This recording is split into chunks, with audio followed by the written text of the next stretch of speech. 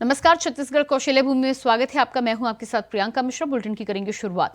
रामलला की प्राण प्रतिष्ठा को लेकर धमतरी में दिवाली जैसा माहौल देखने को मिला। बता दें कि पूरा धमतरी शहर भगवा ध्वज और प्रभु श्री राम के नारों से गूंज उठा। वहीं दिवाली के बाद एक और राम उत्सव को यादगार बनाने के लिए लोगों ने अपने घरों के सामने आंगन में रंगोली, आकर्षक लाइट से पूरा शहर को सजा दिया। साथ ही धमतरी के हृदय स्थल घड़ी चौक में प्रभु श्री राम का भव्य महाआरती के लिए हरिद्वार से 11 पंडितों को बुलाया गया था, जिन्होंने हनुमान चालीसा का पाठ किया और रामलला की भव्य आरती की, जिससे पूरा धमतरी शहर झूम उठा। इस भव्य महाआरती को देखने के लिए धमतरी का पूरा जन सैलाब उमड़ा था।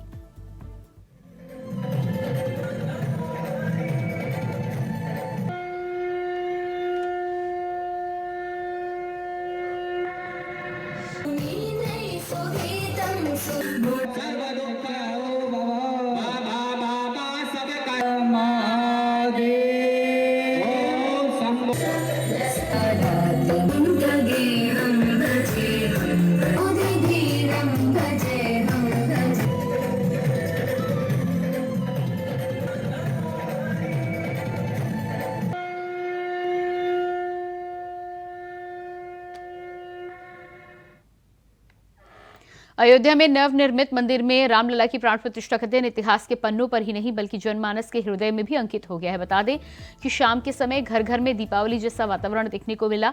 एक और पूरे शहर में अयोध्या जैसा माहौल रहा, तो वहीं पुण्य सलिल हसदेव नदी सरयू बन गई थी। नदी की पूजा के उपरांत तट को असंख्य दीपों से सजाया गया। इस दौरान 5000 श्रद्धालुओं ने दीपदान कर अपनी आस्था को राम के सम्मान में समर्पित किया। साथ ही रामलाल लला के मंदिर में विराजमान होने के क्षण में शहर भर के मंदिरों में पूजा अनुष्ठान किया गया। आतिशबाजी के बीच उल्लास भरे क्षण में सबने एक दूसरे को जय श्री राम से संबोधित कर अपनी खुशी व्यक्त की।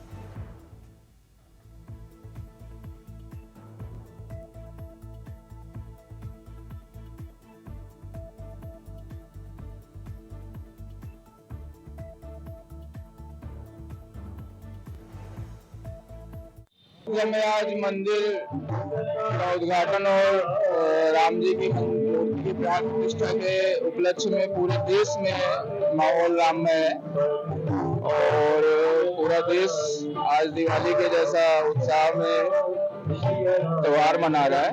उसको देखते हुए कोरबा शहर भी राममय पूरा दिख रहा है, भगवा में दिख रहा है और किसी को भी पूरे आयोजन के दौरान कहीं कोई प्रॉब्लम ना आए, कोई समस्या ना हो।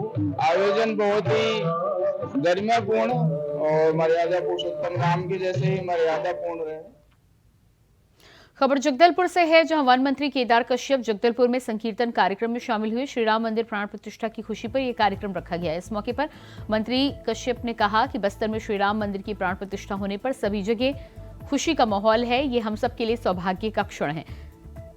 साथ ही उन्होंने कहा कि हम ऐसे समय के साक्षी बन रहे हैं जब भगवान श्री राम का मंदिर में प्राण प्रतिष्ठा हो रही है। इसके लिए हमारे पूर्वजों ने लंबे समय तक संघर्ष किया।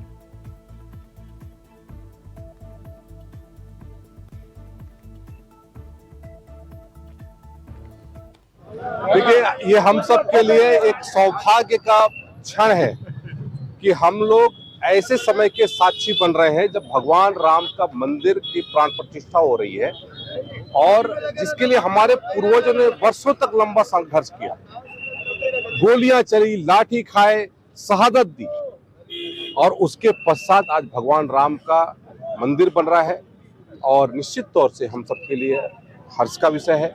और छत्तीसगढ़ उससे अछूता नहीं है क्योंकि ये उनका ननिहाल क्षेत्र रहा है और दंडकारण्य भूमि के नाम से जिसको पूरे बस्तर को हम मानते हैं, यहाँ पर भगवान राम के पद चरण पड़े थे। भगवान राम के पद चरण पड़ने के कारण से आज हमारे इस पूरे जंगल में, दुनिया के किसी भी जंगल में चले जाइए वहां पर कांटा मिलेगा, लेकिन हमारे बस्तर के जंगल में कांटा नहीं मिलता क्योंकि भगवान राम के पद चरण पड़े थे। और हम ये भी मानते हैं कि आज हम लोग भगवान राम को यदि कल्पना करते हैं तो उस कल्पना में हमारे सामने में जो चित्र सामने आता है वो भगवान राम हमको राजा के रूप में नहीं दिखते बल्कि वनवासी के रूप में दिखाई देते हैं। वनवासी के वेशभूषा में दिखाई देते हैं, न कि वो मुकुट लगाए दिखते हैं, न राष्ट्रीय पोशाक दिखाई देते हैं।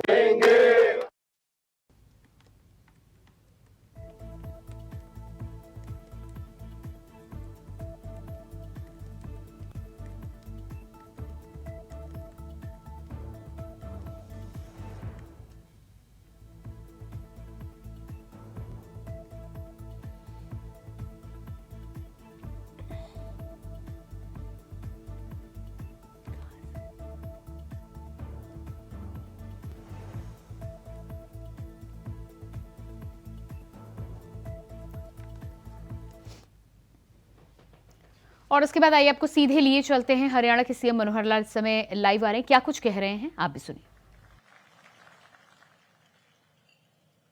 और दूसरा दल जिसको नरम दल के नाम से कहा गया, देश में असहयोग आंदोलन करो, सरकार का सहयोग करने की कोई जरूरत नहीं, और बिगुल बजाए अंग्रेज की सरकार के खिलाफ नेता बने महात्मा गांधी जी।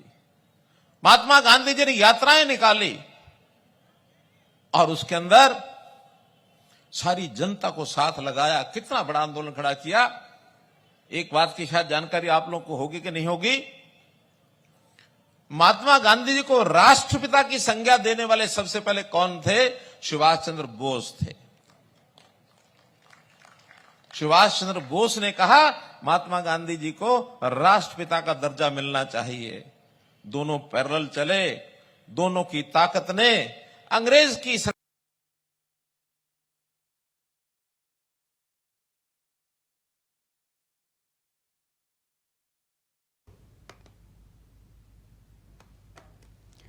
तो ये आप रोहतक से तस्वीरें देख पा रहे हैं। हरियाणा के मुख्यमंत्री मनोहर लाल इस समय जनता को संबोधित कर रहे हैं। आज नेताजी सुभाष चंद्र बोस की 128वीं जयंती के मौके पर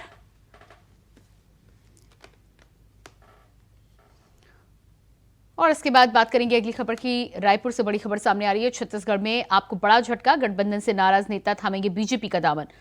गठबंधन से नाराज नेता थामेंगे बीजेपी का दामन। लोकसभा चुनाव को लेकर पहला प्रवेश कार्यक्रम 15 फरवरी तक नेता कर सकते हैं बीजेपी में प्रवेश। 15 फरवरी तक नेता कर सकते हैं बीजेपी में प्रवेश। रायपुर से बड़ी खबर, गठबंधन से नाराज नेता थामेंगे बीजेपी का दामन। आम आदमी पार्टी को बड़ा झटका लगा है। 15 फरवरी तक नेता कर सकते हैं बीजेपी में प्रवेश। 15 फरवरी तक आम आदमी पार्टी के नेता बीजेपी में कर सकते हैं प्रवेश। आम आदमी पार्टी को रायपुर छत्तीसगढ़ में बड़ा झटका लगा है। और इसी खबर पर हमारे साथ रायपुर से संवाददाता विकास यादव जुड़ चुके हैं। जी विकास, जिस तरह से आम आदमी पार्टी के नाराज नेता बीजेपी का दामन थामने की तैयारी में है, क्या कुछ पूरी जानकारी है?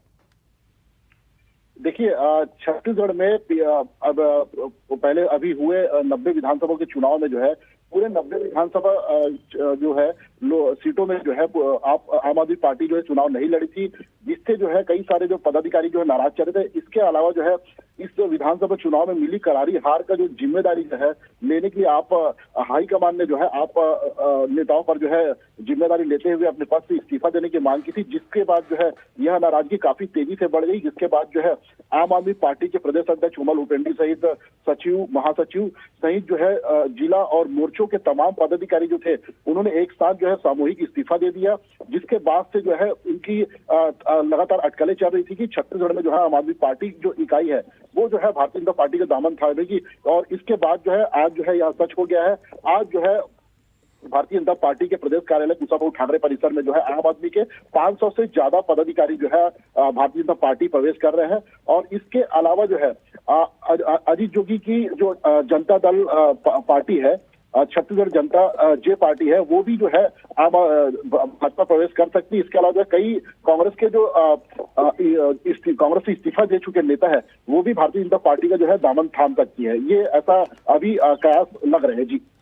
जी बिल्कुल। तो जिस तरह से आम आदमी पार्टी के नेता दामन थामने की तैयारी में 15 फरवरी तक का समय दिया गया है, क्या बड़े स्तर पर कार्यक्रम किया जाएगा? देखिए, आज जो है एक बड़ा स्तर पर कार्यक्रम जो है भारतीय जनता पार्टी के कुशाभाऊ ठाकरे परिसर में किया जा रहा है। और यहाँ पर जो है 500 से ज्यादा जो है आम आदमी पार्टी के छत्तीसगढ़ की इकाई के जो है प्रदेश अध्यक्ष जो है कोमल हुपेंडी सहित जो है तमाम बड़े नेता जो है आम आदमी पार्टी के वे भारतीय जनता पार्टी का दामन थाम रहे। इसके अलावा जो है कुछ दिनों पहले जो है अमित जोगी जो है छत्तीसगढ़ जनता पार्टी के जो नेता है अमित जोगी जो है वो कुछ दिन पहले जो दिल्ली में जो है केंद्रीय गृह मंत्री अमित शाह से मुलाकात हुई थी, जिसके बाद से यह अटकलें सामने आ गई थी कि अमित जोगी जो है अपने तमाम कार्यकर्ताओं के साथ भारतीय जनता पार्टी के दामन थाम सकते हैं। इस पर भी जो है कुछ दिनों बाद फैसला हो जाना है कि वो इस पार्टी में शामिल हो रहे हैं कि नहीं। लेकिन कयास यह लगाया जा रहा है कि अमित जोगी भी जो है अपने तमाम कार्यकर्ताओं के साथ भारतीय जनता पार्टी के दामन थाम सकते हैं। जी बिल्कुल। तो जिस तरह से जानकारी मिल रही है, आप बने रहिएगा हमारे साथ। तो लगातार आम आदमी पार्टी के द्वारा तमाम कार्यकर्ता जो है भारतीय जनता पार्टी का दामन थाम सकते हैं। 15 फरवरी तक का समय बीजेपी ज्वाइन करने के लिए दिया गया। और इसके बाद रुक करेंगे अगली खबर का। रायपुर से बड़ी खबर सामने आ रही है। महादेव सट्टा ऐप के 2 आरोपियों पर एक्शन। 13 दिनों की न्यायिक हिरासत पर भेजे गए 2 आरोपी। ईडी की रिमांड खत्म होने के बाद कोर्ट ने भेजा है जेल। ईडी की पूछताछ में दोनों आरोपियों ने किए कई खुलासे। रायपुर से इस वक्त की बड़ी और अहम जानकारी। महादेव सट्टा ऐप के 2 आरोपियों पर एक्शन। ईडी की पूछताछ में दोनों आरोपियों ने किए हैं कई खुलासे। महादेव सट्टा ऐप के आरोपियों पर ईडी का एक्शन। ईडी की रिमांड खत्म होने के बाद कोर्ट ने भेजा जेल। ईडी की पूछताछ में दोनों आरोपियों ने किए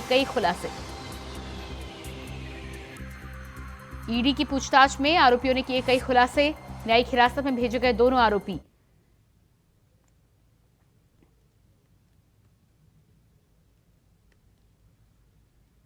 और इसी खबर पर हमारे साथ संवाददाता विकास यादव बने हुए हैं। जी विकास, जिस तरह से महादेव सट्टा ऐप के 2 आरोपियों के बारे में जानकारी मिल रही है, ईडी की पूछताछ में कई बड़े खुलासे सामने आए हैं, क्या कुछ जानकारी है? देखिए, कुछ दिनों पहले जो है ईडी ने कोलकाता से अमित डिबरेवाल और राजधानी रायपुर से जो है अमित अग्रवाल को गिरफ्तार किया था, जिसके बाद से जो है ईडी जो है इन दोनों आरोपियों को कोर्ट में पेश किया। कोर्ट में पेश करने के बाद जो है 10 दिनों की ईडी ने दोनों आरोपियों की रिमांड पर लिए थे, जिसके बाद जो है ईडी इन दोनों आरोपियों से पूछताछ की थी। पूछताछ में कई ऐसे खुलासे हुए थे, जिसके बाद जो है महादेव सट्टा ऐप से जो अवैध कमाई की जा रही थी, उनको एक नंबर में उपयोग करने के लिए जो है कई सारे जगहों पर इन्वेस्ट किए गए थे। प्रॉपर्टी से रिलेटेड सहित जो है शेयर मार्केट में जो अवैध कमाई का जो हिस्सा है या पूरा इन्वेस्ट किया गया था। 2 नंबर के पैसे को 1 नंबर में तब्दील करने के लिए इन दोनों आरोपियों द्वारा जो है पूरे देश भर में इन्वेस्टमेंट किए गए हैं। इसी को लेकर जो है ईडी इन दोनों आरोपियों को गिरफ्तार किया था, जिसके बाद से लगातार जो है 10 दिन ईडी ने अपनी गिरफ्त में रखकर दोनों आरोपियों से पूछताछ की। पूछताछ में कई ऐसे खुलासे हुए थे, साथ में जो है कई ऐसे नाम और भी आने हैं, जिनके बाद जो है ईडी दोनों आरोपियों के अलावा और भी कई आरोपियों को गिरफ्तार कर सकती है। इसको लेकर जो है ईडी ने अपनी 10 दिन की रिमांड पूरी होने के बाद में कल कोर्ट में पेश किया। कोर्ट में पेश होने के बाद जो है न्यायालय ने जो है दोनों आरोपियों को जेल दाखिल कर दिया। बता देना चाहूंगी, दोनों आरोपियों से जो है दुबई समेत जो है कई सारे देशों में इन्वेस्टमेंट के सबूत जो है ईडी को मिले हैं। इसके अलावा जो है कई सारी जो है अवैध कमाई का जो हिस्सा है वह शेयर मार्केट सहित जो है प्रॉपर्टी के कामों में जो इन्वेस्ट करने का मामला सामने आया है। जी बिल्कुल। तो इस पूरे मामले में जिस तरह से दोनों आरोपियों से जानकारी मिली है, बताया जा रहा है कि कई खुलासे हुए हैं, क्या कुछ और लोगों के नाम भी सामने आ रहे हैं? देखिए, ईडी ने लगातार 10 दिनों तक दोनों आरोपियों से पूछताछ की है। पूछताछ में कई सारे खुलासे हुए हैं। प्रथम दृष्टया जो है ईडी ने सबसे पहले जो है इन अवैध कमाई की जो रकम है उनको कहां कहां इन्वेस्ट किए गए हैं उस पर पूछताछ की। पूछताछ के बाद जो है जो चैनल है इन दोनों आरोपियों के अलावा कौन कौन से ऐसे लोग हैं जो इस अवैध कमाई में जो इन्वेस्टमेंट के तौर पर जुड़े हुए थे, उन पर भी जो है पूछताछ ईडी ने की है। पूछताछ में कई सारे नामों का खुलासा दोनों आरोपियों द्वारा किए गए हैं, लेकिन ईडी ने अभी तक जो है दोनों आरोपियों को अलावा अभी किसी तीसरे आरोपी की गिरफ्तारी नहीं की। गिरफ्तारी ईडी शायद अभी कुछ समय बाद जो है दोनों आरोपी के अलावा और भी लोगों की गिरफ्तारी कर सकती है, लेकिन इस मामले में जो है कई सारे ऐसे खुलासे हुए जो अवैध कमाई के 2 नंबर की जो रकम है उनको 1 नंबर में बनाने के लिए जो है कई सारे इन्वेस्टमेंट किए गए थे। जी बिल्कुल। तो इस पूरे मामले में जिस तरह से खुलासे सामने आए हैं, न्यायिक हिरासत में अभी है, क्या पूछताछ आगे भी जारी रहेगी? देखिए, 10 दिनों की पूछताछ के बाद जो है ईडी ने जो है इन दोनों आरोपियों को कोर्ट में पेश कर दिया था। कोर्ट में पेश करने के बाद जो है तो दोनों आरोपियों को कोर्ट ने जो है न्यायिक रिमांड पर भेज दिया गया है। मतलब जो है ईडी अब इन दोनों आरोपियों से पूछताछ नहीं कर सकती। अगर पूछताछ करनी होगी ईडी को तो कोर्ट से परमिशन लेकर जो है ईडी दोनों आरोपियों से जेल में और भी पूछताछ कर सकती है। बहरहाल जो है अभी तक से जो पूरा मामला जो ये खुलासा हुआ है कि किस प्रकार जो है इस अवैध कमाई के जो रकम है उसको 1 नंबर में उपयोग करने के लिए कहां कहां इन्वेस्ट किए गए, इस मामले पर जो है बड़ा खुलासा जो है ईडी ने किया अब तक। जी बिल्कुल। तो इस पूरे मामले में जिस तरह से आपने जानकारी दी कि ईडी को ये पूछताछ करनी है तो परमिशन लेनी होगी, जिस तरह से जेल भेजा जा चुका है, पूरे मामले में क्या ईडी के अधिकारियों की तरफ से भी कुछ बयान आया है?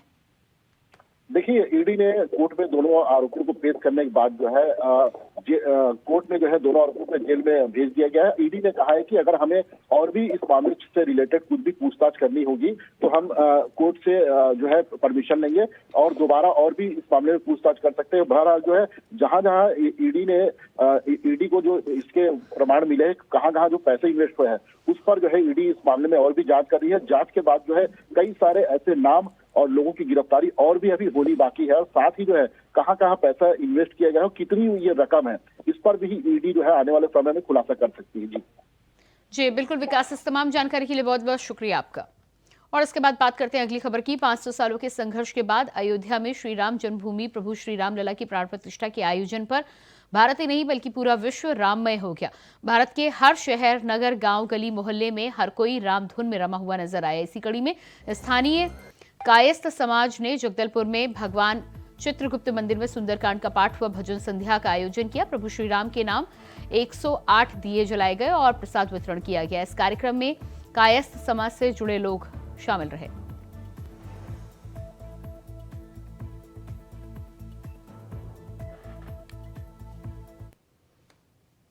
और उसके बाद अगली खबर रायपुर से सामने आ रही है। राज्य वीरता पुरस्कार की घोषणा, 26 जनवरी को मिलेगा बच्चों को पुरस्कार। सरगुजा के अर्नव सिंह को मिलेगा पुरस्कार।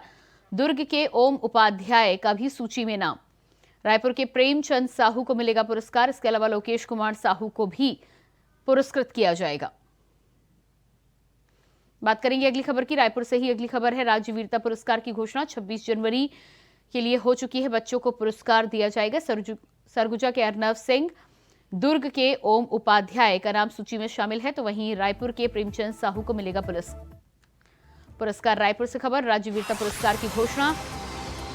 छत्तीसगढ़ के 4 बच्चों को 26 जनवरी को सम्मानित किया जाएगा। 26 जनवरी को मिलेगा बच्चों को पुरस्कार। 26 जनवरी को मिलेगा बच्चों को पुरस्कार। सरगुजा के अर्नव सिंह को मिलेगा पुरस्कार।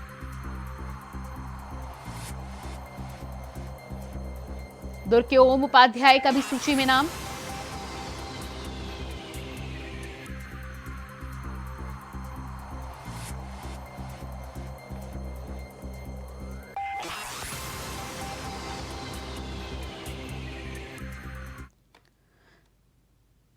रायपुर के रेलवे स्टेशन में यात्रियों को 1 फरवरी से एयरपोर्ट की तर्ज पर पिकअप ड्रॉप की सुविधा मिलेगी। एयरपोर्ट की तरह ही रेलवे स्टेशन में भी कार और ऑटो के लिए केवल 7 मिनट, 2 व्हीलर और साइकिल के लिए उससे भी कम 5 मिनट निःशुल्क पार्किंग सुविधा मिलेगी। पिक एंड ड्रॉप के लिए परिसर में मार्किंग की जा रही है। निश्चित समय पूरा होने के बाद कार और बाइक चलाने वाले लोगों को पिक एंड ड्रॉप वाली लाइन में नहीं खड़े होने दिया जाएगा। उन्हें अपना वाहन पार्किंग में खड़ा करना होगा।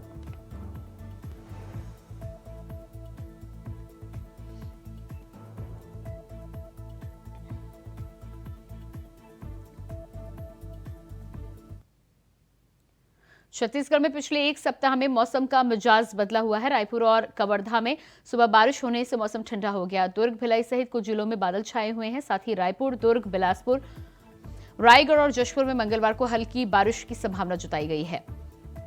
नमी युक्त हवाओं के आने के कारण ऐसा माना जा रहा है अगले 3 दिनों तक ऐसा ही मौसम बना रह सकता है।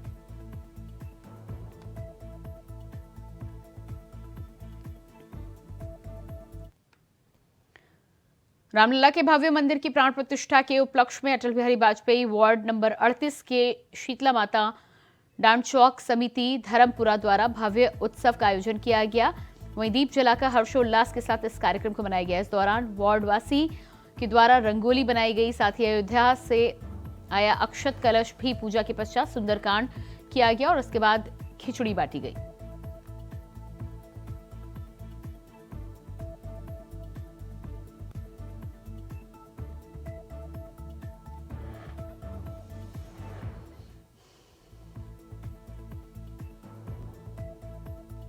तो रामलला की प्राण प्रतिष्ठा के बाद हर जगह दीपावली जैसा माहौल देखने को मिला है। तस्वीरें आप देख पा रहे हैं, जगदलपुर की तस्वीरें हैं जहां अलग अलग क्षेत्रों में दीपावली मनाई गई। कहीं दिए जलाकर तो कहीं विशिंग लैंप छोड़कर लोगों ने दीपावली जैसा उत्सव प्रभु श्री राम के आगमन पर मनाया।